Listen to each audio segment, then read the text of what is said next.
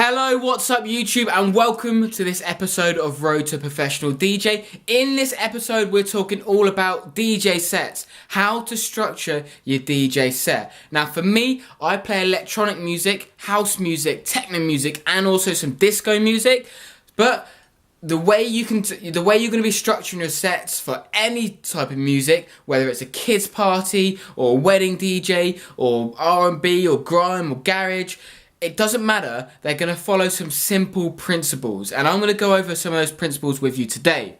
Now, one of the first questions which is sort of always asked about structuring your DJ set is what song or what sort of vibes you start off on. Now, that kind of depends on your situational circumstance.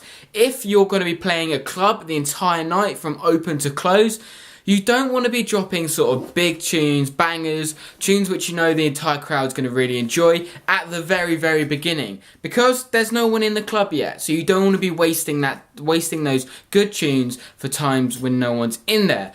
But if you're playing with a group of other DJs, perhaps there's 3 or 4 or 5 of you playing throughout the night or the day, of course, then you want to be sort of making that first tune one which is going to draw attention to the DJ booth. If you can sort of stir up the crowd a bit, play perhaps a song people are going to know, they're going to be more likely to look over towards the DJ booth and notice there's been a change, and perhaps they're going to notice that they're going to enjoy your set, or they're just going to notice you, and that's going to help you get some more exposure. And if you set a really good first impression, they're more likely to enjoy the rest of your set purely because they really enjoyed that first song they noticed you playing.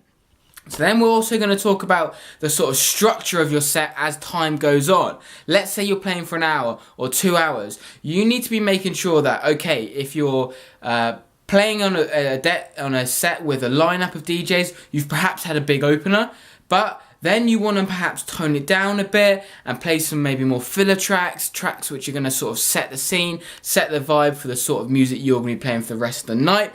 And you want to be building up, slowly and surely building up towards your finale.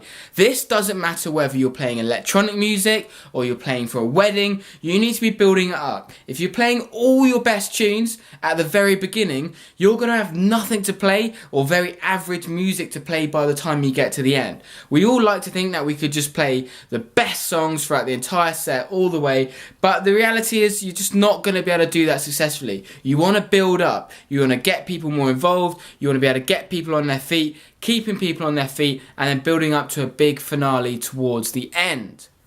Another question that often comes up is, should you be planning your DJ set? And it kind of depends what people mean about this. On the one hand, yes, definitely plan it, i.e. know what music you're going to be playing roughly. CARL COX, very famous DJ, if you've not heard of him, you should definitely check him out, especially if you're into electronic music. He once said that he goes to a gig and he downloads or brings with him 100 songs, and then he says if he can't make a good mix out of those 100 songs, he's not worth it, he's not cut out to be a DJ. But he doesn't plan his sets meticulously to the 10th degree on exactly how each transition is going to go. You don't want to be doing that, mainly because as a DJ you should always be looking out towards the audience and seeing how your music you're currently playing is going down. If you're playing some music which you perhaps think that people are leaving the dance floor, or they're not enjoying it, or there's not quite the energy that you were expecting that song to have created, then you need to be adapting and thinking into the future about where you're going to go to next and what the crowd might like sort of moving forward, so your set is very dynamic and always got the potential to change to please the crowd that's in front of you at that moment in time.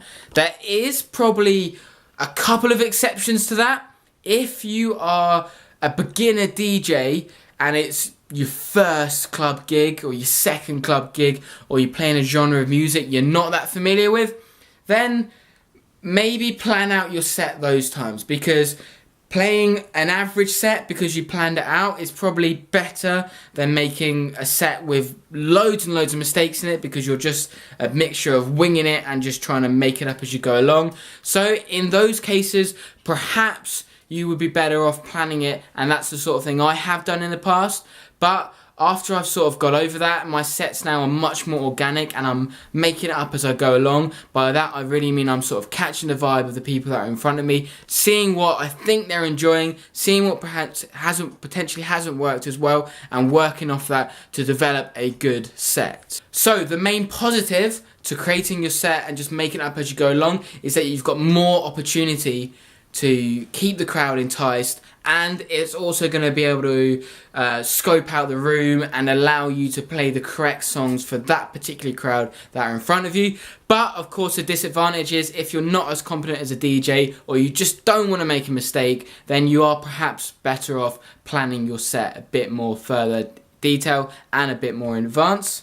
So that ties up this video and this episode of Road to Professional DJ. I hope you found it really useful, and I hope you also found it entertaining. If you did, please give it a thumbs up, it really does help me, and of course subscribe for more good stuff coming soon.